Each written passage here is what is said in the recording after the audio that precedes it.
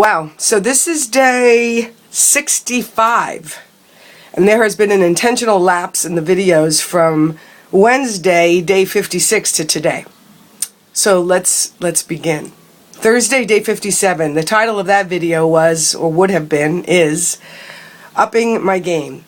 I flew to LA Thursday morning and joined 100 other people for a meditation retreat.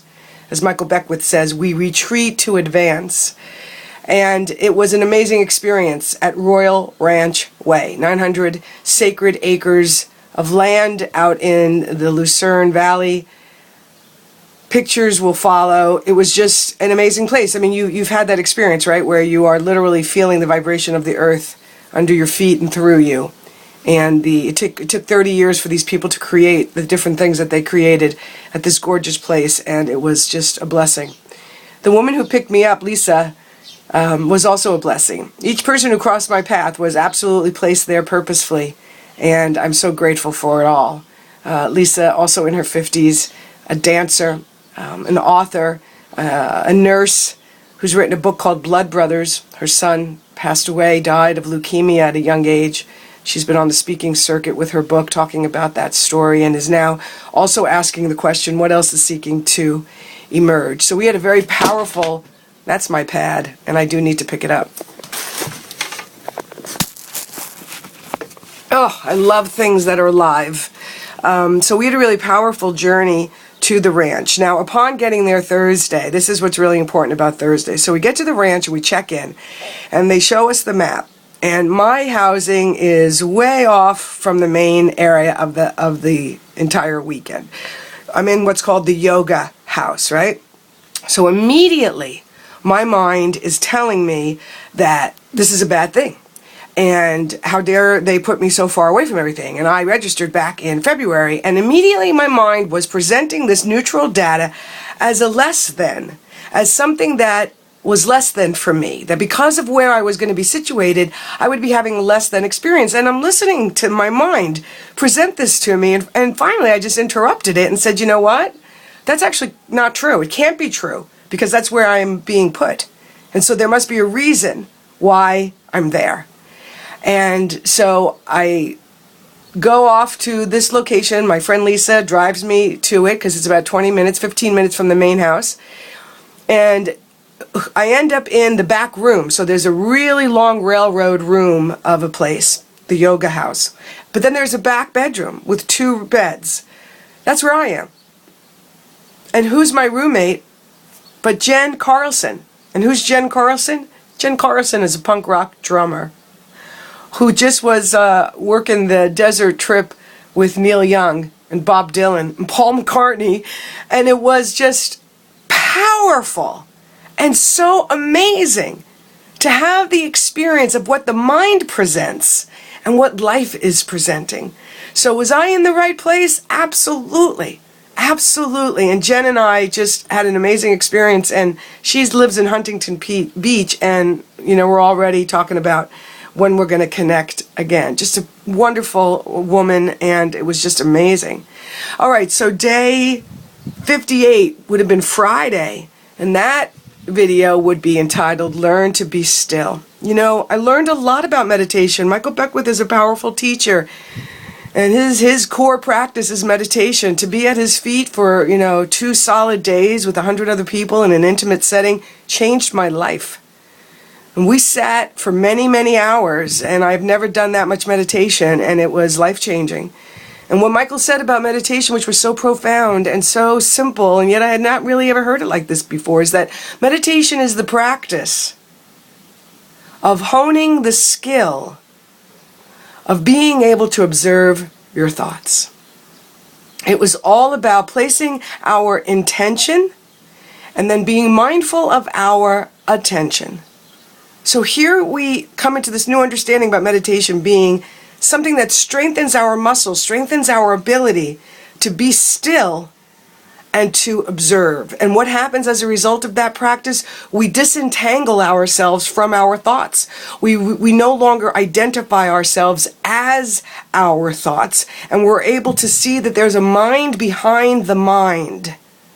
And we're able to step out of the mind that's in front of the mind that's the only mind that really is. And we're able to take that seat and observe. Just so powerful. Saturday, day 59, practicing this art. Practicing it. We started our first sit at 6 a.m. I proved to myself that I can, in fact, get up at 5 a.m. if I really want to. And I really wanted to. And what a committed group this was. A couple flew in from China. 3 people, including myself, that flew in from New Jersey. And it was just a very committed group. So the power in the room was really great because everybody was there to up their game and to go deeper. Day 60, I'm ready for change. So day 60 is Sunday, okay? So we finished the retreat, and Sunday, I leave the retreat with this woman, Deb. And so Deb, so we have Lisa, we have Jen, and we have Deb. And what does Deb do for a living? Deb runs a property that's housed by seniors. I'm a daughter living with her mother at this time, and I'm involved in a senior community reality. And so here's Deb, who's not only the property manager, but she's also the social activity coordinator. No accidents there. Got a chance what it looked like to see another woman in her 50s put all her love into helping the seniors in her experience have a beautiful living environment. It was really touching. So Sunday, we go to Agape, and we get there. We get up at 5 o'clock, and we get on the road at 5:30 to be at the 6:30 service. So all of the meditators, all of the people from the retreat are there, as well as a handful of other people. And it's just a powerful experience. And then we stayed on for the 9:30 service, and I swear, it was like being at a Baptist revival. I've never been at one. I've heard about them. I've seen them maybe on TV. But oh my gosh, it was so powerful. It was so powerful. I caught the fire. I caught the fire. I don't know at what point that I stood up, but I was up on my feet. And the beautiful song that was sung, you know, I surrender, I forgive myself. I'm ready for my change. Monday, day 61, letting go of my storyline. I had no idea I had so many stories, but I did. And so I went through a healing crisis on Monday. I was super sick, taking on all the appearances of a cold, because so much had been dislodged out of my system and was seeking a way out. And that to me is a powerful experience. It's called a healing crisis, and everybody wants to say you have a cold, but I wasn't having a cold. I knew what it was, because I knew what I dislodged in my system. I knew what came up during that weekend. I know what I saw, the patterns of thinking that have coagulated an energy around them and have produced conditions in my life. And when I got to see them from that far distance and got to let them go, and when I got to see all the stories I have that have made my life more difficult than it ever needs to be, all the identities I'm still clinging to. You know, I will share with you one of the more profound realizations I had. And what I had was this realization that, you know, I love music, and I'm a rocker, and I love rock and roll, but what I heard was, it's too limiting. That the expression of me as a radio DJ just around the music is too limiting. I need to open that up wider. And I've been feeling that. But to really see that as an identity that also needs to either fall away or simply expand and open up was really incredible, because that's like a real core one that I've been holding on to. I've been holding on to, this is who I am. This is what I do. And in this weekend, I realized, wow, are you even ready to let go of that? And the answer is I am, because I can feel something more powerful seeking to emerge. I don't really even know exactly what it is, but I know it's seeking space. And so to let go of our stories and to let go of our identity, you know, and it was no accident that the crystal that I picked out of the basket the first night was bloodline. And bloodline, and the 3 things that it stood for was physical revitalization, intuition, and something about a new storyline. And I was just like, wow, Okay, I get it. Wednesday, day 63, back in New Jersey after Tuesday just being the healing crisis day, down for the count. Wednesday, I just had no voice, but inside I still was processing quite a bit and still having quite a lot of emotional release. And I just thought, what a privilege it is, what a gift it is that I'm spending my life this way, that this is my life. I'm not getting up and going to a job 8 to 5, that I have this incredibly unique gift that is my life, that I get to spend my adult days exactly like this, attending to my soul. Yesterday, day 64, I got to see another story, and that was pointed out by my beloved sister.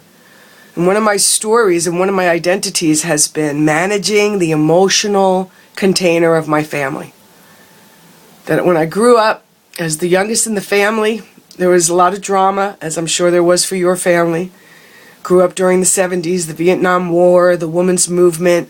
There was a lot of change and a lot of pressure in the family and a lot of roles that were going through significant transition.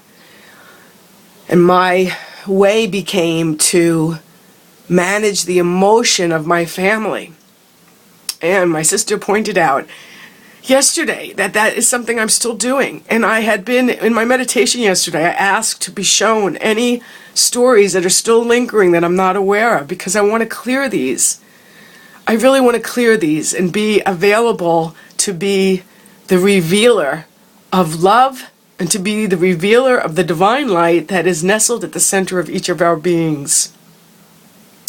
And so lastly, when I came out of the weekend, I dabbled in the news and came across the situation in Portland. And I have to tell you that has deeply and profoundly moved me. If there was any more of my heart. See, the thing of the heart, it's like you think that there comes these moments when you just think it can't open more. My heart's really open. My heart is open. I'm really vulnerable. And you think it can't open more, but it can. It's the endless flower that has the endless bloom to it. It can always open a little bit more. And when I read the story of those two heroes on the train, 23-year young, 53-year young, one a progressive, one a conservative, but both Americans and both filled with that divine impulse to protect and to take care of each other. When I read that story, my heart opened. And when I read the mother, whose first response on her son's Facebook page was, "In spite of this, we choose love," my heart opened even wider. I thought, oh my God, this is it. This is it. We choose love. It is a choice. And then I ran across the last article about the woman who came forward. She wanted the mother to know what the last words of her dying son was. And this was the woman who took off her shirt and put it under the kid's head and held his hand and was saying that all she knew to do was to pray with him. And she just told him how wonderful he was. And he looked at her and he said to her, tell everyone on the train that I love them. And my heart just burst open into a million gazillion pieces of the stardust that it's made up of. Because that, my friend, is everything. That is everything. This life is the train. And that is everything that 23-year young soul was here to teach, a powerful lesson. Because when he said tell them, when he said tell everyone, that included the man with the knife. You see what I'm saying? That's the ability to see beyond the veil of separation. That is the ability to see beyond the veil of the appearance of love and hate. That is all that we need to know to change this world. Tell everyone on the train that I love them. So whether the train is your relationship, whether the train is your family, whether the train is your work environment, your community, your friendship circle, your state, your country, the world, whatever train you're on right now, join me in being the vibration of love, of choosing love, and to make it a practice. Everybody on the train is there to help us practice choosing love. Join me in choosing love right now, no matter the appearance. This is the time to set your real self free. This is the time to embrace meditation. Sit down, even if it's for 60 seconds, and begin to practice being still. There is a you behind the you know. And it's seeking to emerge, and it has everything we could ever want or need. We are tethered to an unbounded, inexhaustible source. So, I'm leaping. I have no idea what that means, but I know what it feels like, and it feels exhilarating and scary at the same time. I'm not stuck. But whatever this chrysalis phase has been for me, it feels like it's over and it's time for me to spread my wings and leap. I want to be connected with you. I want to be out there with you. I want to be in community with you. And I'm open. I'm totally and completely open. And I'm grateful to be in this moment, to be here with my mother, to be witnessing this experience, to be a compassionate daughter, to be practicing and strengthening unconditional love. I'm okay. These are tears of a heart that has been opened. And what would it be like if we all just allowed our hearts to open? So, join me today in choosing love. This is day 65. Thank you for sitting through these 15 minutes. Have a wonderful day.